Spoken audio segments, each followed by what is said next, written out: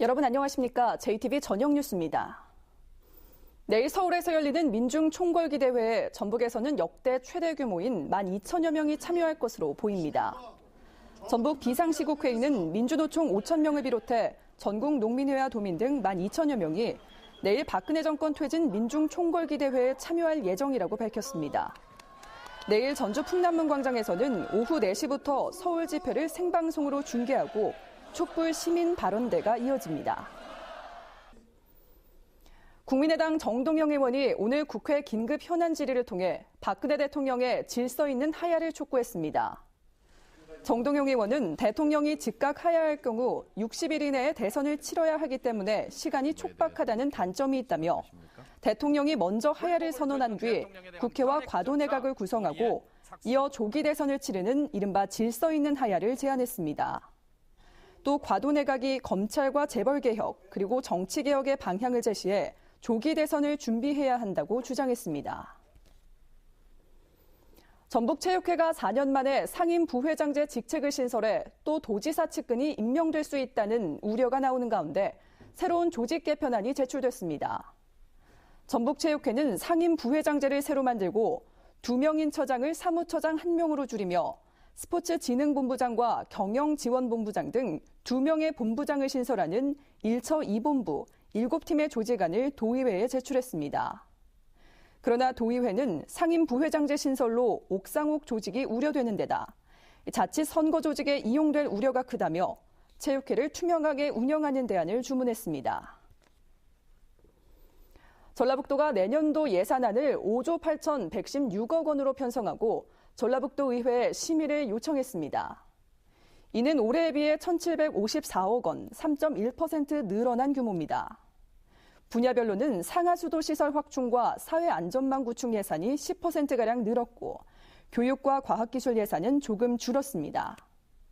전라북도는 민선 6기 핵심 공약인 토탈관광과 삼락농정, 탄소단원 활성화에도 예산을 더 배분했다고 밝혔습니다. 전북교육청이 2조 8,003억 원 규모의 내년도 예산안을 편성해 도의회에 제출했습니다.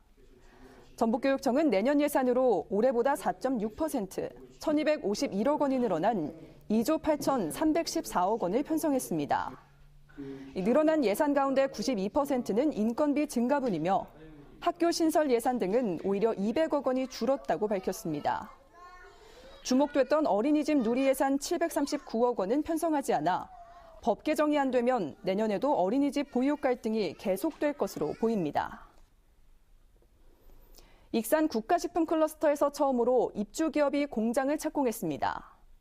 건강기능식품 제조회사 BTC와 커피 가공품 업체 CNC 레그비는 오늘 익산 국가식품 클러스터에서 착공식을 갖고 공장 건설에 들어갔습니다.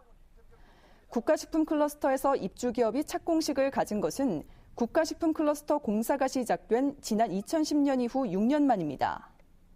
전라북도는 지난 9월 6개 기업 지원 시설이 들어선 데 이어 이번에 입주 기업들이 공장을 착공해 내년 6월 준공하는 국가식품 클러스터 산업단지의 분양이 속도를 낼 것으로 기대했습니다.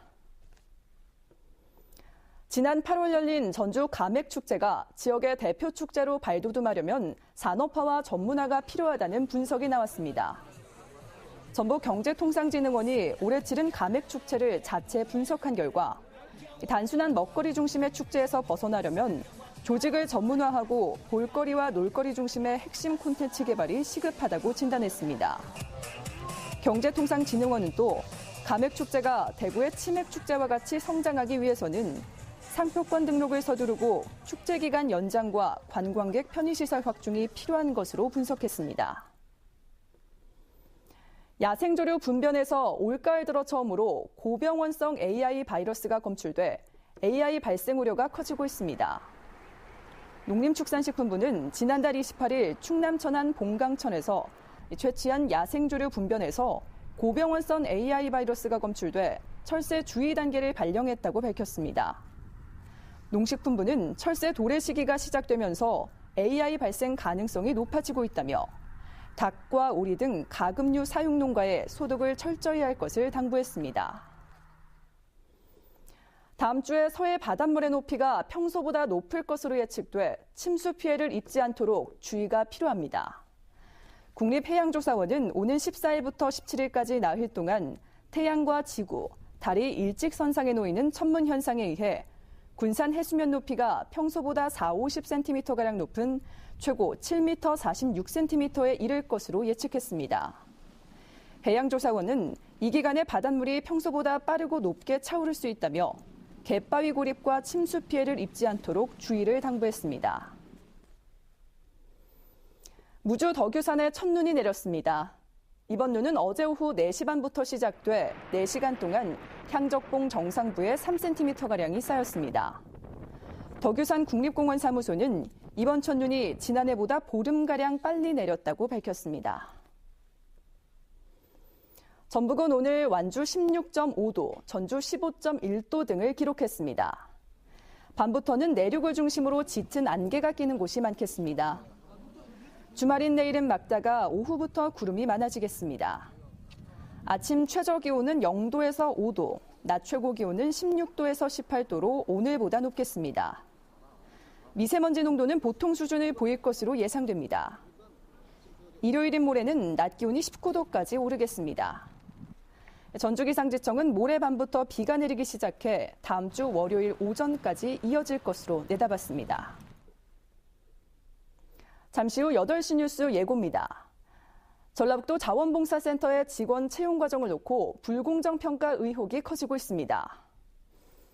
전북교육청이 내년도 예산안에도 또다시 어린이집 누리 예산을 편성하지 않아 법 개정이 안 될 경우 내년에도 보육 갈등이 계속될 것으로 보입니다. 유기견을 보호하는 시설에서 강아지를 학대했다는 논란이 일고 있습니다. 동물보호센터에 어떤 문제가 있고 또 대책은 없는지 취재했습니다. 최순실 씨가 박근혜 대통령의 연설문을 손질한 데서 국정농단 의혹이 시작됐는데요. 김대중 노무현 정부에서 대통령 연설 비서관으로 근무한 강원국 전북대 초빙 교수로부터 대통령 연설문 작성 과정을 들어봤습니다. 잠시 후 JTBC 8시 뉴스에서 찾아뵙겠습니다.